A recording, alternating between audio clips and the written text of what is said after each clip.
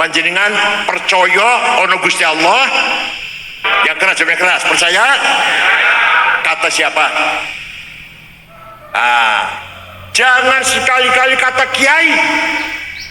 Cing jawab katanya berarti masih ragu-ragu itu. Konon katanya, kabarnya, informasinya, saya dengar-dengar Allah tuh ada. Kalau katanya itu, ini bocah cilik betul menopo masih belajar dan jadi syarat mati masih katanya.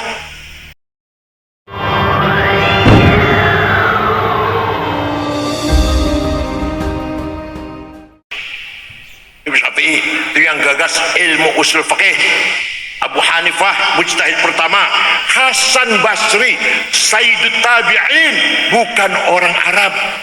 Bapaknya namanya Syekh Yasar, agamanya Majusi, ketangkep juga orang Madinah jadi tahanan perang, masuk Islam, punya anak Hasan.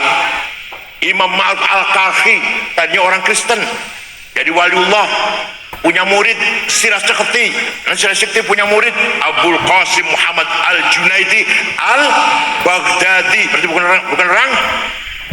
orang Al-Baghdadi, orang Baghdad dari Nahawan, dari Ajam juga, bukan orang Arab. Al-Junaidi. Imam Ghazali Haromen Syihristani, Imam Sanusi orang Mesir, Imam Bajuri Ad-Dasuki orang Mesir, Laith bin Sa'ad orang Mesir.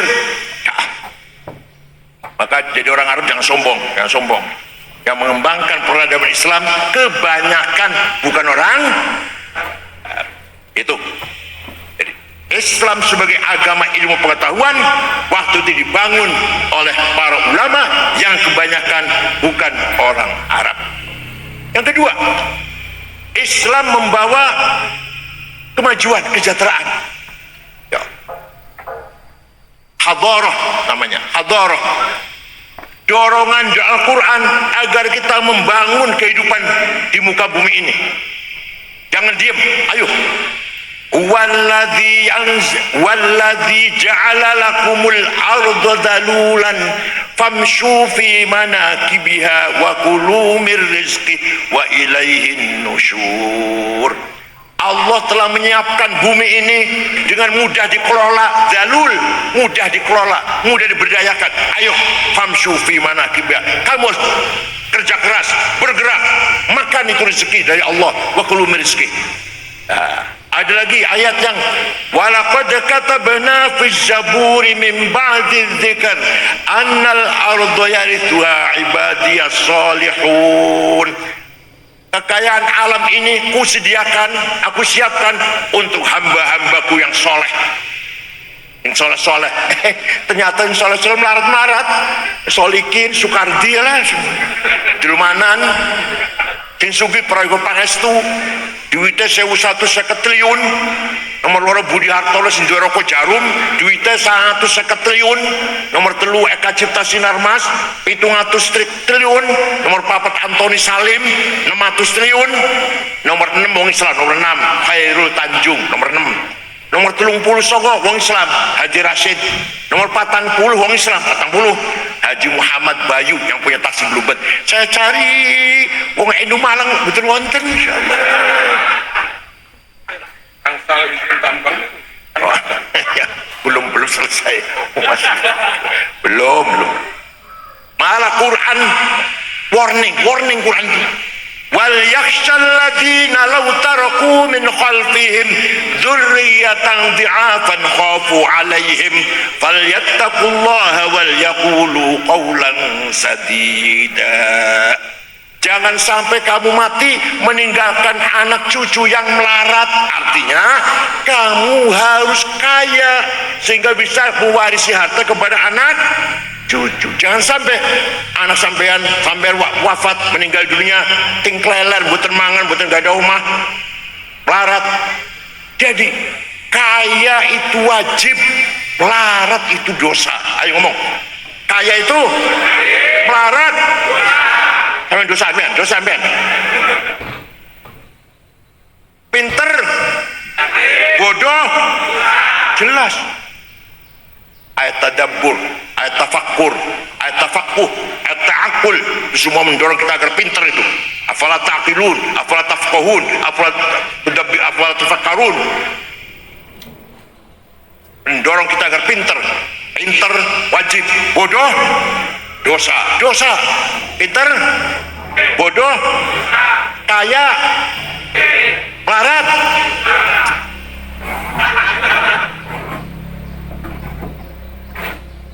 Kiai harus keren, kiai harus minimal mobilnya niku kayak kiai Iran, Tunis, Maroko, niku mobilnya Plymouth, Cadillac, Caprice, Audi. Orang kayak kiai Malang paling Luxio, kerenek, ya Allah.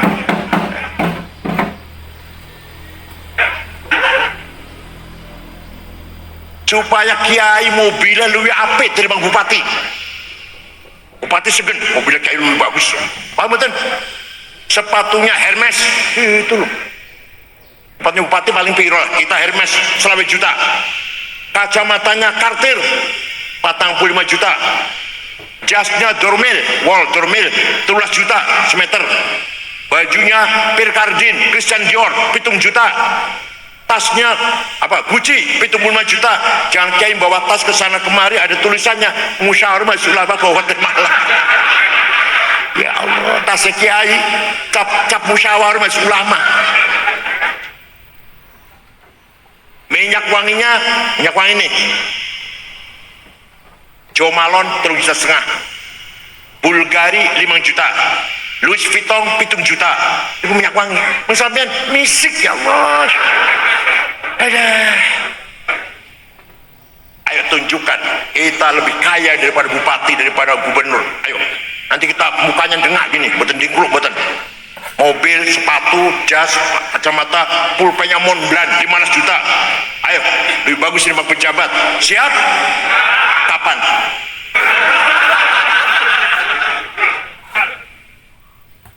Satu lagi, Islam agama tamadun, agama yang memimpin masyarakat, pendorong kita harus jadi pemimpin. Maka Kanjeng Nabi jadi pemimpin, Abu Bakar jadi pemimpin, Umar jadi pemimpin, Ali jadi semua pemimpin Islam semuanya untuk menjaga agama dan masyarakat. Ya Allah, Quran malah menetapkan wala tahinu wala tahzanu wa antumul a'launa in kuntum mu'minin. Kamu jangan kalah, kamu jangan di bawah, harus di atas. Wa antumul a'laun, harus menang. In kuntum ini kalau kamu benar orang beriman. Jadi menang itu wajib, kalah yang keras, yang keras, yang keras. Menang itu kalah. Awas masuk ke ini kita tangklet bojo ayu ini wajib. Semua bisa kita bangun dengan himmah dan azimah. Apa namanya? Dan azimah. Himmah datangnya dari nafsu ghadabiyah. Saya harus menang. Ini himmah namanya, nafsu ghadabiyah. Tapi kalau niatnya baik, caranya benar, tujuannya mulia, namanya himmah. Saya tidak mau kalah, harus menang. Namanya apa? Santri Sabi Rosyad harus himmahnya besar, harus himmahnya besar. Orang paling besar himmahnya siapa? Rasulullah SAW. Muhammadun qaimun lillahi dhu himami, Muhammadun sadiqul aqwali wal kalimi. Nabi Muhammad orang himmahnya besar, ditakut-takutin, diancam, mau dibunuh oleh Abu Jahal. Jawabnya, wallahi law wadu'u syamsa fi yamini wal qamara fi yasari ala an atruka hadzal amr ma taraktu hatta ahlika duna. Demi Allah, saya orang Quraisy meletakkan matahari tangan kananku, bulan tangan kiriku, agar saya berhenti dakwah, tidak akan berhenti sampai saya mati. Orang himahnya besar tuh. Jenengan ngoten buatan himahnya. Orang jawab ya, jenengan ngoten buatan.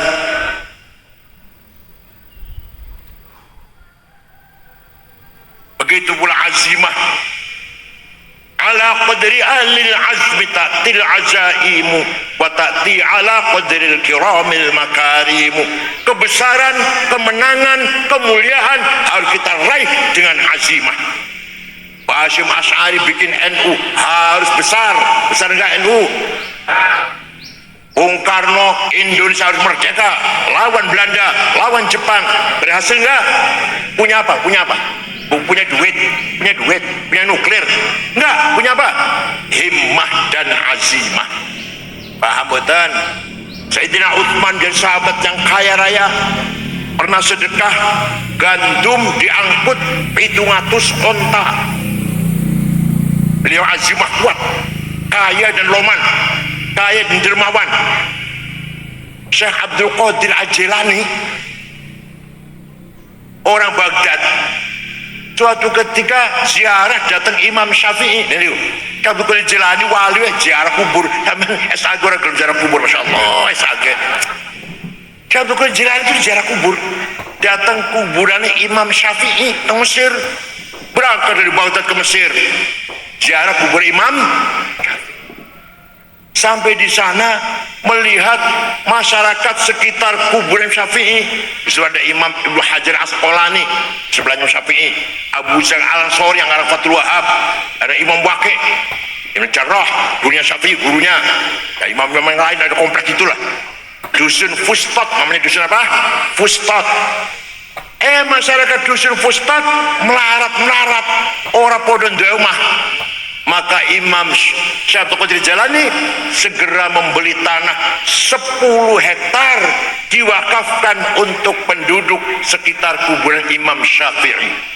Sampai sekarang rusun on tulisannya Auqaf Syekh Abdul Qadir Al-Jilani. Ya Allah, Syekh Abdul Qadir Jilani itu wali sugih loman. Panjenengan wali duduk sugih ora loman boten. Gunane opo orang Said Muhammad bin Ali Al-Maliki ini Habib tenan nih. Ini Habib tenan nih. Habib Muhammad bin Alwi bin Abbas Al-Hasani Al-Maliki di Mekah, pun wafat tahun 2006. Waktu saya di sana santrinya 700 putra-putri Mbah Mun, pentriku mau doa terus najih terus Syatur Al-Jainangun di situ mau doa. Santri 700 ditanggung gratis, boleh gratis, dahar, kebutuhan, pakaian, kitab ditanggung oleh kiai ini. Sakit diobatin, pulang kasih tiket. Said Muhammad itu Habib, alim, sugi, loman, boten jalu-jalu malah boten. Paham boten? Said Muhammad bin Ali Al-Maliki Al-Hasni, Allah rahmu. Ya Allah, dilarang ngajar Masjidil Haram oleh pemerintah karena dia selalu nyerang Wahabi. Pernah diskusi dengan Bin Baz kalah. Kemudian diskusinya ditulis dalam judul apa? Mafahim yang bagian atau sahih. Hasil diskusi dengan Bin Baz kalah. Dan Muhammad bin Ali Al-Maliki, Habib, alim, loman, boten jalu-jalu boten. Malah santri 700 ditanggung makan, minum, pakaian, kebutuhan, sakit diobatin, pulang kasih tiket. Said Muhammad itu kenapa? Ya kaya. Di Mesir punya hotel Al-Husain, punya percetakan kitab. Di Maroko juga punya usaha beliau dengan Raja Hasan, sama-sama Habibnya lah, sama Habibnya dengan Raja Maroko. Walhasil kita kalau kaya banyak berbuat, banyak bisa berbuat. Jadi kaya itu wajib, melarat itu dosa. Misalnya niki apa maneh DPR atau bupati, ketua NU itu kudu karo duit. Paham kan? Pengen menang jadi ketua NU kudu duit. Cek orang dari duit, pinter kaya apa, cerdas kaya apa, masa mboten bakal menang. Jadi orang Cirebon masa menang, mboten bakal menang. Sekarang duit sudah. Kategori tan enggak laku. Bahkan di pesantren diajarkan 2 syair. Saya dulu ngaji, tapi sayang yang ngajar itu nggak paham. Ya saya juga nggak paham, yang ngajar nggak paham. Sekarang saya paham. Zaidut tawilul abiyatu ibnu maliki fi baitihi bil amsi kana muttaqi biyadihi saifun lawahu faltawa fadihi maqulatun asrun sawa Kiai ini ngajar ngeten, Zaidun utawi Zaid iku atul wong dhuwur, al-abyadu kulite putih, Ibnu Malik anake Malik, fi baitin jero omahe, bil amsi wingi kana mutaki tetongkrong, biadi saifun tangan nyekel golok, lawahu bengkok akan sapa Zaid ing golok, faltawa bongko dadi bengkok opo golok. Paham betul? Ternyata setelah saya paham, itu sangat penting. Zaidun esensi, at-tawil quantity, al-abyad quality, Ibnu Malik relasi, fi baitihi price, bil amsi time, kana muttaqi posisi, biadi saifun to have, lawahu aksi, faltawa reaksi. Ini jangan pada milik ketua NU. Lihat siapa dia, itu objektif, jangan hanya karena anaknya kiai atau enggak. Lihat, namanya esensi namanya. Lihat kuantiti, posternya lah, tinggi besar atau gimana, kulitnya seperti apa, dan kualitasnya, kapabilitasnya, kapasitasnya. Al-abyad tadi, quality. Kalau tahu relasinya bagaimana dengan orang lain, dia punya relasi nggak dengan orang lain, seperti apa, baik apa enggak dia dengan orang lain, seperti apa. Kapan dia sekolah, kapan dia mondok, di mana mondoknya, di mana belajarnya lah, S3-nya di mana kalau S3 ya. Dan posisi sekarang gimana? Posisi sekarang jadi apa? Punya kekuatan apa dia? Itu golok tadi. Saya nyekal golok artinya punya kekuatan. Dan si calon ketua NU ini punya kekuatan apa? Oh, punya kekuatan ini, Banser di belakangnya, Pagar Nusa di belakang misalkan. Dengan kekuatan itu apa aksinya? Apa aksinya? Kemudian setelah aksi, apa reaksinya? Itu cara menilai seseorang agar objektif. Siapa dia? Seperti apa kualitasnya? Piye hubungan karo wong? Posisi seperti apa? Apa kekuatannya? Aksinya apa? Reaksinya apa? Paham boten? Tapi embo bisa kanggo duit saya ke duit saya. Kayak dia ketua ini kudu duit saya ini. Surah kanggo siapa kuantila itu kan surah kanggo paham betul. Ya Allah, itu di pesantren diajarkan tuh, belum lagi kias, analogi. Kias ada 9. Aulawi, burhani, mantiki, jadali, istiqra'i, tamthili, khitobi, syi'ari, ikna'i. Burhani, kias fakta. Coba. Narkoba, hal haram. Oh, berani-berani mengharamkan. Di Quran ada? Ada Quran ada? Inna sabu wonten ayat kono. Hadis wonten. Dawa Imam Syafi'i, Hambali, Malik, Hanafi wonten. Apa berani mengharamkan? Pakai kias. Pakai apa? Kias burhani. Ada muskirun, ini barang jelas memabukkan, namanya muqaddimah sughra, premis minor. Wa kullu muskirin khamrun, setiap mabukkan berarti masuk golongan khamr, namanya muqaddimah kubra, premis major. Wa kullu khamrin haram, sedangkan khamr itu haram, namanya qaul syarih, legal statement. Fahada haram, maka ini barang haram, namanya natijah shadiqah, positive conclusion. Paham boten? Kiai harus pinter gini kiai ini. Maka di Munas itu para kiai yang bunyi di Munas itu berarti pinter itu. Cuma menang orang pinter menang. Bukan kalau tawaduk bukannya kan orang pinter bisa lawan. Munas itu garis terus bicara terus, itu pinter itu. Gus Baha contohnya, Kiai Udin Muhajir contoh, Kiai Isom Lampung, Kiai Ma'ruf Amin selalu menjawab pertanyaan. 15 pertanyaan masuk Munas NU 2 hari selesai. Menggunakan apa? Kias. Paham betul? Menggunakan kias. Tanpa kias gak bisa. Terong tahun harus jawab dulu masalah. Hukumnya Jumatan di kantor, hukumnya cloning, hukumnya bunga bank, hukumnya saham, hukumnya apa kripto, hukumnya alah macam-macam. Keluarga berencana, walhasil masalah-masalah yang waqi'iyah yang terjadi tengah-tengah masyarakat dijawab oleh kiai 2 hari selesai. Menggunakan apa? Kias. Maka dengan adanya metode ijma' dan kias lahirlah ilmu fikih apa? Ilmu fikih.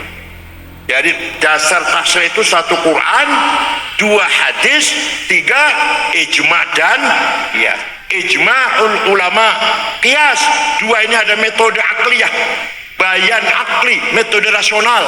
Dengan adanya metode ijma' dan kias lahirlah ilmu fikih.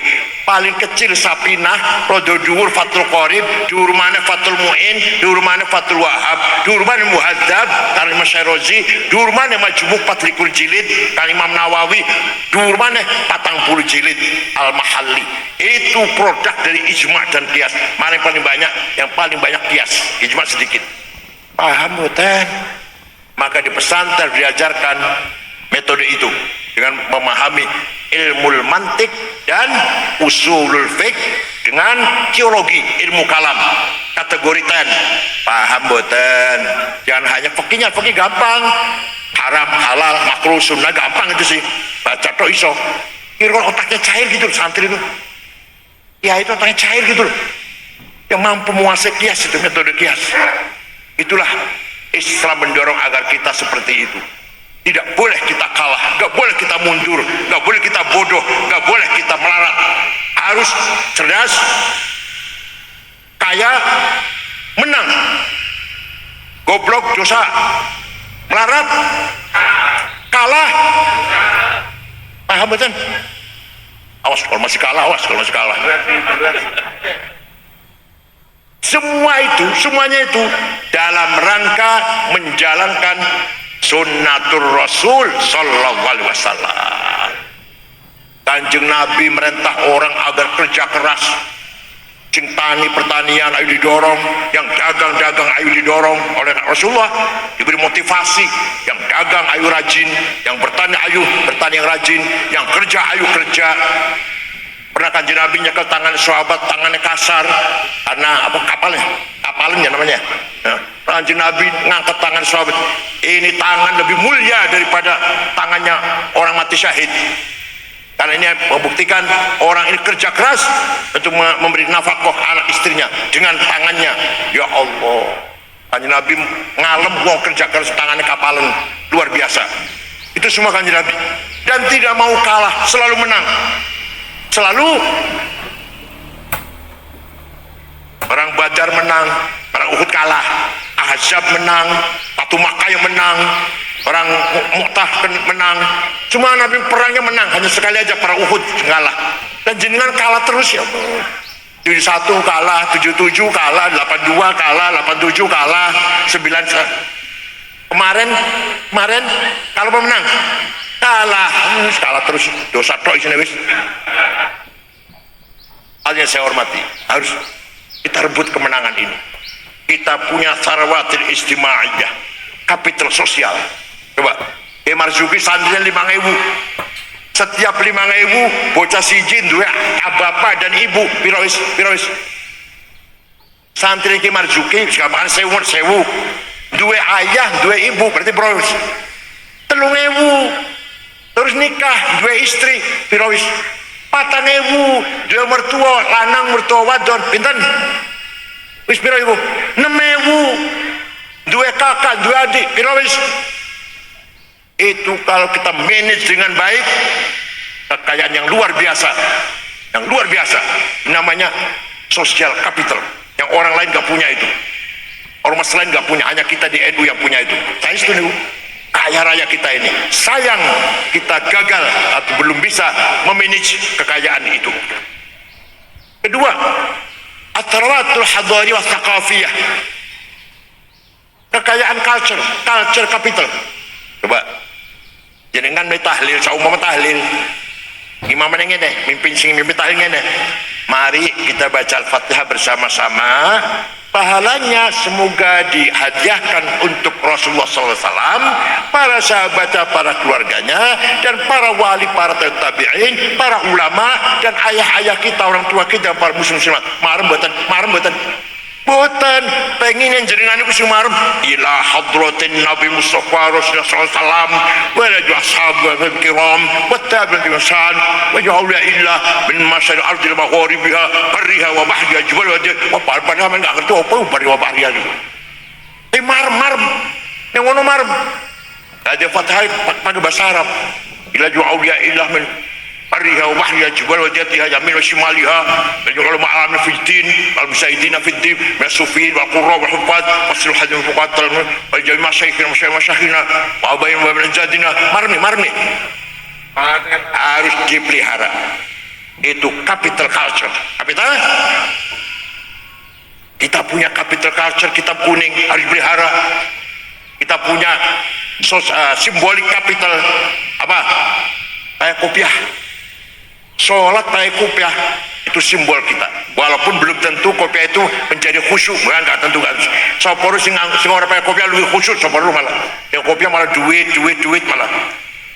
Gak jaminan, tapi simbol pertahankan. Paham betul? Simbolnya apa? Ini hal bihalal. Hal bihalal di negara betul wonten. Jadi kalau lebaran itu Idul Fitri itu saling silaturahim, saling mendoakan. Di Arab itu nggak ada minta maaf ya, nggak ada. Ja'alallahu iyyakum al-ajra faizin. Mudah-mudahan kita semua menjadi orang kembali ke fitrah dan menjadi orang yang menang melawan hawa nafsu. Artinya itu artinya. Taqabbalallahu minna minkum at-taqabbal ya karim. Semoga ibadah kita diterima oleh Allah. Kullu 'am antum bi khair. Setiap tahun kita akan jumpa Ramadan dengan baik, dengan panjang umur sehat walafiat. Saling mendoakan.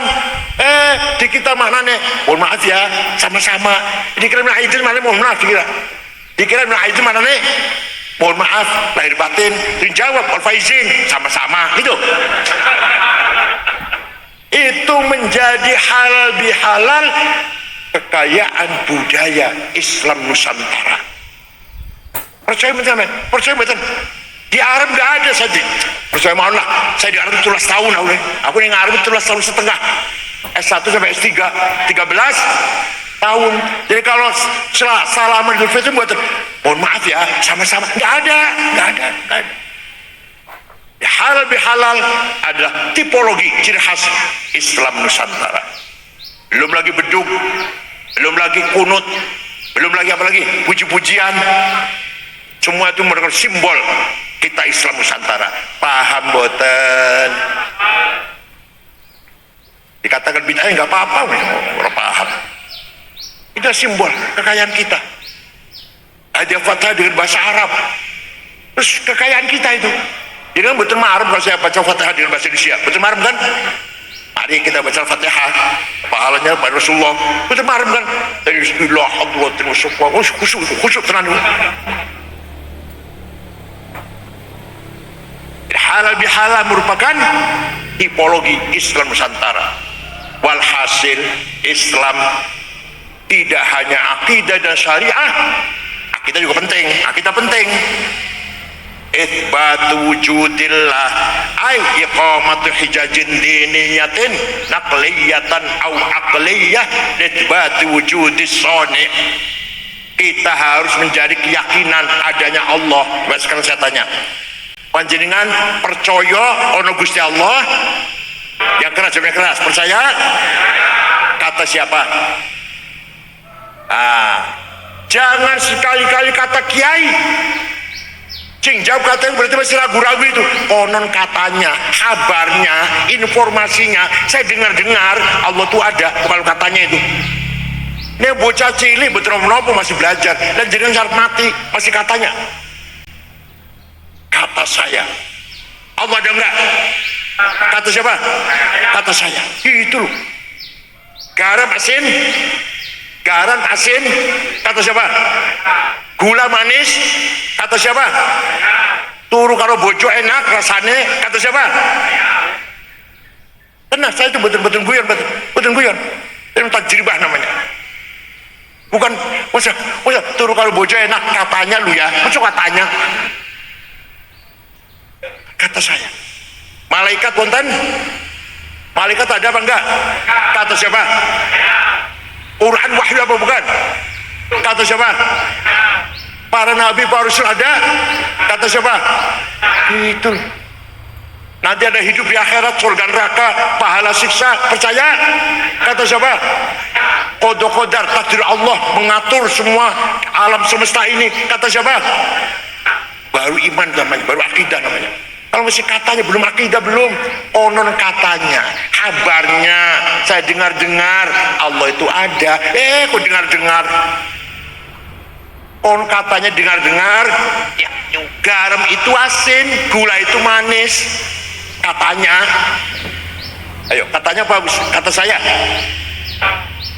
telon dengan istri itu enak rasanya. Kata siapa? Mesti ngakoni ya. Itu namanya ilmu tajribah, namanya menjadi keyakinan. Paham boten? Iqamatu syariatillah. Kenapa bahasa Arab iqamah?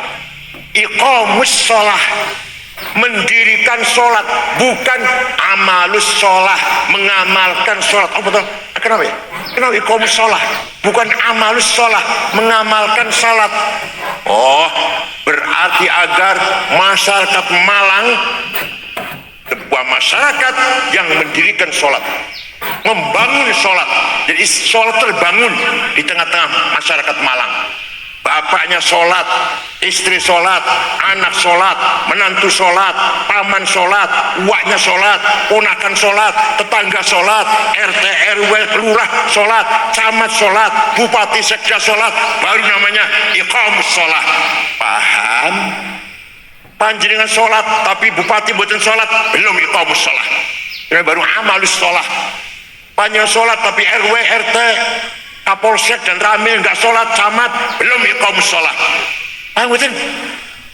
Makanya dalam bahasa Arabnya iqamus sholat, yuqimunas sholat, aqamus sholat, aqimis sholat. Bukan amalus sholat, ya'malunas sholat. Bukan iqamus sholat. Semua Malang sholat semua, itu baru iqamus sholat namanya. Kalau belum, baru amalus sholat namanya. Baru apa? Amalus sholat. Kesimpulan apa yang saya sampaikan, kembali ke pertama, Islam bukan hanya akidah dan syariah.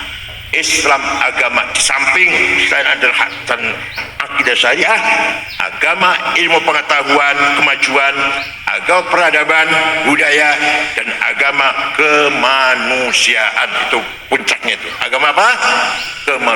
Laisa minna man bata sab'ana wa ja'a walau kana ghairu muslim. Bukan umatku kalau kamu kenyang, tetanggamu kelaparan walaupun dia Kristen. Coba sampai gitu sampai. Dengan par kenyang, tetangganya kelaparan, wong Buddha, wong Hindu, dosa sampean. Apalagi sama orang Islam, apalagi bodoh Islami apa maneh. Tetangga jenengan Buddha, jenengan kenyang, dia lapar, dosa. Harus sama-sama kenyang. Asal orang itu baik-baik ya baik-baik lah, bukan memusuhi Islam juga. Paham betul? Itulah Islam, agama peradaban, agama kemanusiaan. Wala tasubbul ladzina min dunillah fa yasubbul adban bighairi ilm. Kamu jangan caci maki orang tidak menyembah Allah. Orang yang tidak menyembah Allah jangan kamu caci maki. Kadzalika zayyana likulli ummatin amalahum. Setiap umat saya berikan kebanggaannya masing-masing. Bangga dengan agamanya, bangga dengan bahasanya, bangga dengan kultur budayanya. Jangan caci maki. Jangan caci maki. Jawa nggak boleh caci maki orang Sunda, nggak boleh caci maki orang Madura, Batak, Dayak, Ambon, Bugis, Cina, Arab, tidak boleh saling caci maki. Harus saling menghormati satu sama lain, agamanya, kepercayaannya, budayanya, bahasanya, seninya. Paham boten? Oleh karena itu, sekali lagi Islam agama kemajuan, peradaban, budaya, dan kemanusiaan. Contohnya Rasulullah dan jamaatus sahabah, pemegang otorita kebenaran, kalimatul haq, mauqiful haq, qararul haq.